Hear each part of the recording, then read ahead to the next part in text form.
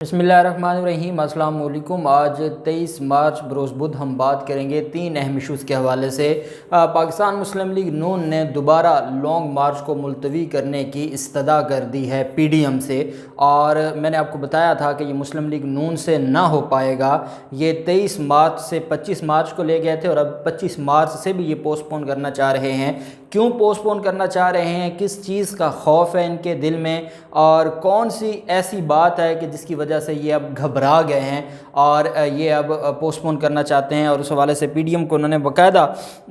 ये लेटर भेज दिया है कि लॉन्ग मार्च है उसको पोस्टपोन किया जाए। वो क्या मामला है उसके ऊपर भी हम बात करेंगे। क्या वाकई जो नून लीग के वोटर्स हैं वो पाकिस्तान मुस्लिम लीग नून के जो वोटर्स हैं उनको करप्शन से कोई लेना देना नहीं है, करप्शन उनका सब्जेक्ट ही नहीं है, और करप्शन की वजह से उनको पता है कि सारे के सारे करप्ट हैं, उसके बावजूद वो नून लीग को ही वोट देना चाहते हैं। ये नून लीग के तर्जमान ने दावा किया है, उसकी तफसील भी मैं आपके साथ शेयर करूँगा। और साथ हम बात करेंगे फजल रहमान के हवाले से, जो वज़ीर आज़म इमरान खान की स्टेटमेंट आई थी 12वें खिलाड़ी की, उस पर जमीयत उलमा इस्लाम फ़े को बड़ी तकलीफ़ है और उन्होंने बड़ा सख्त जवाब दिया है। और एतजाज़ अहसन साहब ने मुस्लिम लीग नून को गद्दार कह दिया है अपोजिशन का, और कहा है कि ये इनसे जितना बस चलेगा ये अपोजिशन को नुकसान पहुंचाएंगे और अपोजिशन को ये हमेशा नाकाम करने की कोशिश करेंगे। वो क्या मामला है उसके ऊपर भी हम बात करेंगे। पहले तो मैं आपको बताता चलूँ, आपने एक वीडियो वायरल हुई और शाहिद खाकान अब्बासी, काशिफ अब्बासी उनसे सवाल पूछते हैं कि मकसूद चपड़ासी का क्या मामला है। मकसूद चपड़ासी आप जानते हैं ना, मैं आपके साथ अक्सर जिक्र करता रहता हूँ, और पिछले दिनों भी हमने इसके ऊपर एक वीलॉग किया था कि मकसूद चपड़ासी के जो अकाउंट्स हैं बेनामी के लिए जो इस्तेमाल होते थे, उसके हवाले से बैंकर्स जिन्होंने 164 CRPC की स्टेटमेंट दी है शहबाज शरीफ के ख़िलाफ़, वो जो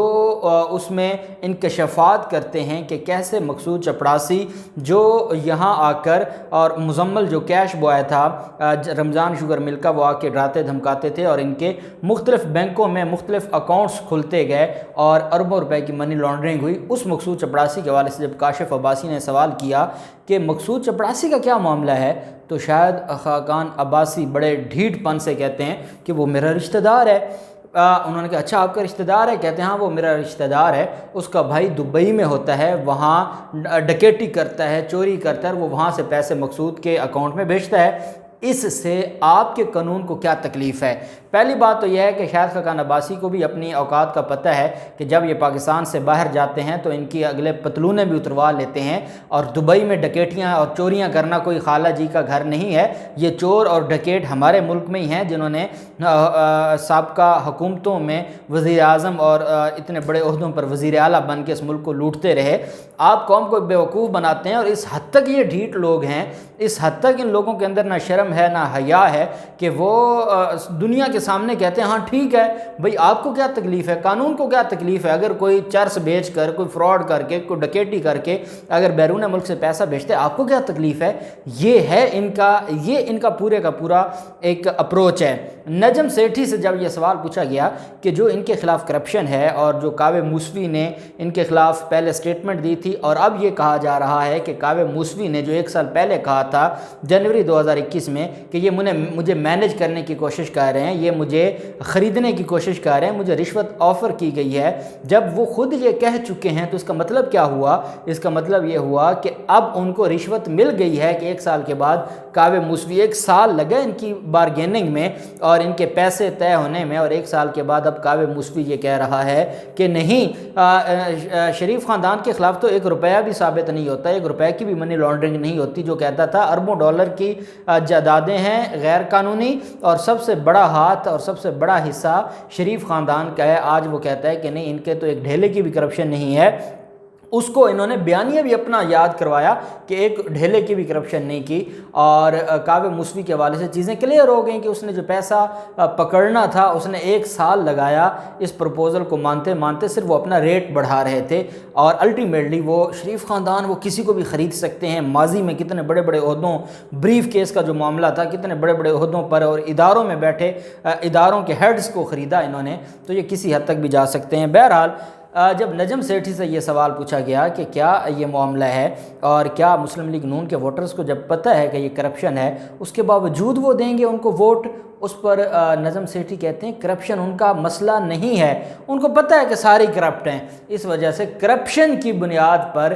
مسلم لیگ نون کے ووٹرز کو کوئی ایشو نہیں بننے والا، کوئی پریشانی نہیں بننے والی، اور وہ کہتے ہیں کہ یہ ساری کی ساری جو چیزیں ہیں یہ صرف ہوا میں ہیں۔ مسلم لیگ نون کا ووٹر نجم سیٹھی، میں نہیں کہوں گا، میں یہ سمجھتا ہوں کہ مسلم لیگ نون کے جو ووٹرز ہیں وہ پاکستانی ہیں، باشعور ہیں، اور ان کو وہ اپنا اچھا اور برا سمجھتے ہیں، اور ان کو سمجھنا چاہیے، چیزوں کو دیکھنا چاہیے، اور جس طریقے سے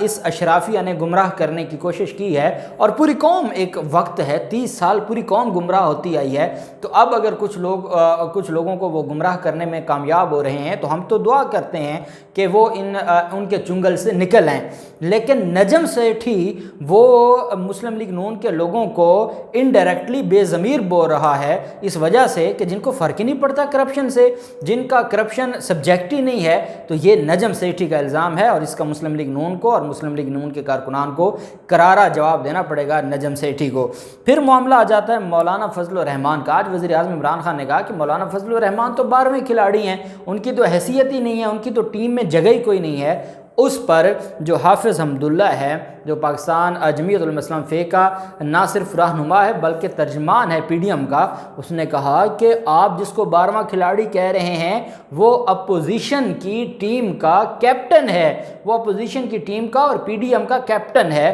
آپ کپتان کو 12واں کھلاڑی کہہ رہے ہیں۔ اب شاید ان کا جو کپتان کے حوالے سے وہ جو ٹیمیں نہیں ہوتی جو ایک تو کوالیفائی کر جاتے ہیں اور ورلڈ کپ کے لیے وہ کوالیفائی کرتے ہیں اور اس میں حصہ لے سکتے ہیں، اور کچھ ٹیمیں ایسی ہوتی ہیں جو کوالیفائی نہیں کرتی، اور وہ ٹیمیں جو انٹرنیشنل ٹیمیں جن کو نہیں کہا جا سکتا، شاید ان ٹیموں میں جو آخری درجے کی کرکٹ ٹیمیں ہوتی ہیں ان میں کسی ٹیم کا اور اس طرح کی کسی ٹیم کا کپتان تو مولانا فضل الرحمان ہو سکتے ہیں، وہ کسی بھی کیلیبر کی ٹیم کے کپتان نہیں ہو سکتے، اور یہی وجہ ہے کہ وزیر اعظم عمران خان نے کہا کہ جو کیلیبر کی ٹیمیں ہوں گی وہاں تو یہ 12واں کھلاڑی ہے جو باؤنڈری پہ صرف بال پکڑنے کے لیے بیٹھا ہوتا ہے، اس کے علاوہ وہ نہیں کچھ کر سکتے۔ لیکن جمعیت علماء اسلام فے کے ترجمان کا اور PDM کے ترجمان حافظ حمداللہ کا یہ کہنا ہے کہ ہم ہی سب کچھ ہیں، ہم PDM کے بھی کیپٹن ہیں اور اپوزیشن کے بھی کیپٹن ہیں۔ مسلم لیگ نون کے حوالے سے اعتزاز احسن صاحب نے بڑے سخت ریمارکس دے دیے ہیں، اور حالانکہ ان کا یہ اس وقت اتحادی ہیں، پاکستان پیپلز پارٹی بھی اور مسلم لیگ نون بھی، اور آج کل بلاول زرداری کے آس پاس نظر آتے ہیں، لیکن معاملہ یہ ہے کہ اعتزاز احسن صاحب مسلم لیگ نون کو تسلیم کرنے کو تیار نہیں ہیں۔ وہ کہتے ہیں کہ نواز شریف لنڈن گئے اور 4 سال سے وہ لنڈن چھپے بیٹھے ہیں، ان کے علاج کی کوئی معتبر رپورٹ نظر نہیں آئی۔ انہوں نے کہا کہ موجودہ صورتحال سے لگ رہا ہے کہ وزیر اعظم کے لیے مسائل ضرور ہیں، اتحادی خود کو آزاد محسوس کر رہے ہیں، اور اتحادیوں کا معاملہ لگ رہا ہے کہ خراب ہو سکتا ہے۔ اعتزاز احسن نے کہا کہ جو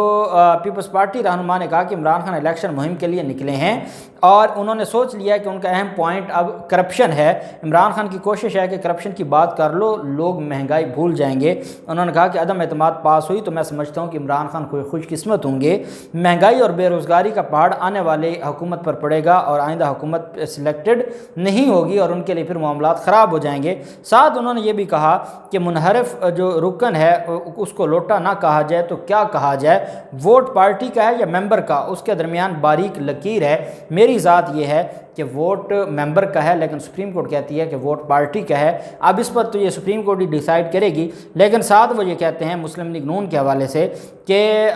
مسلم لیگ نون اپوزیشن کو نقصان پہنچائے گی۔ مجھے 1% بھی یقین نہیں ہے کہ یہ اپوزیشن کے ساتھ کھڑی رہے گی اور اپوزیشن کو یہ فائدہ پہنچائے گی، ان سے جتنا ہو پائے گا یہ نقصان پہنچائیں گے۔ اور انہوں نے کہا کہ اس حوالے سے میں پاکستان پیپلز پارٹی کی قیادت کو پہلے خبردار کر چکا ہوں کہ کبھی بھی مسلم لیگ نون پر اعتماد نہ کیجیے گا، یہ ہمیشہ آپ کی پیٹھ میں چھرا گھونپیں گے اور آپ کو نقصان پہنچائیں گے۔ دوسری طرف پاکستان مسلم لیگ نون، میں نے آپ کو بتایا تھا کہ پاکستان مسلم لیگ نون کے پاس ایک تو فنڈز نہیں ہیں، انہوں نے اپنے ممبران سے کہا ہے کہ آپ ہمیں فنڈنگ کریں، اور لاکھوں روپے انہوں نے ان سے ایک طرح کا بھتہ ہی مانگ لیا کہ جب آپ کسی کو ایک اسپیسیفک اماؤنٹ کہہ دیں کہ بھئی آپ نے اتنی جمع کروانی ہے، تو اس کو یہ نہیں کہا جا سکتا کہ آپ نے ان کو کوئی ریکویسٹ کی ہے، کوئی فنڈ ریزنگ کے لیے آپ کوشش کر رہے ہیں، نہیں، یہ سیدھا سیدھا بھتہ ہوتا ہے۔ اور آج ان کا جو معاملہ ہے وہ اس وجہ سے بھی خرابی کی طرف جا رہا ہے کہ مسلم لیگ نون کا اجلاس ہوا اور مسلم لیگ نون نے کہا ہے کہ لانگ مارچ کو مزید 2 دن ڈیلے کیا جائے اور ملتوی کیا جائے۔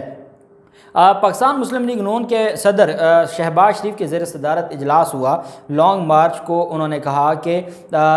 جو 24 کی شام کو روانہ ہونا تھا اور 25 کو اسلام آباد پہنچنا تھا، اب 26 کی شام کو روانہ ہو اور 27 کو اسلام آباد پہنچے۔ اس حوالے سے آج مسلم لیگ نون نے فیصلہ کیا ہے اور انہوں نے جو شیڈول طے کیا ہے اس کے مطابق 27 مارچ کو حمزہ شہباز اور مریم نواز قیادت میں جو قافلہ ہے وہ اسلام آباد روانہ ہو اور ان کے کارواں کا 2 سے زیادہ دن اسلام آباد میں قیام کا امکان ہے۔ اب میں آپ کو بتاتا ہوں کہ یہ 23 سے 25 کو گئے اور 25 کو اب 27 کو آئے ہیں۔ اب انہوں نے یہ بھی کہا ہے کہ جو پی ڈی ایم ہے، پی ڈی ایم کو ہم نے لیٹر بھیج دیا ہے اور کل فضل الرحمان کے گھر پر میٹنگ ہے تو ہم وہاں پر فیصلہ کریں گے، اور ہماری یہ خواہش ہے کہ یہ 2 دن پوسٹ پون ہو جائے۔ پوسٹ پون کیوں ہو جائے کہ وزیر اعظم عمران خان نے 27 مارچ کا کہا ہے کہ 27 مارچ کو وہاں پر پریڈ گراؤنڈ میں بہت بڑا جلسہ ہوگا۔ اب وہاں پر جلسہ ہوگا جہاں پہ 10 لاکھ لوگوں کا وزیر اعظم عمران خان نے کہا ہے۔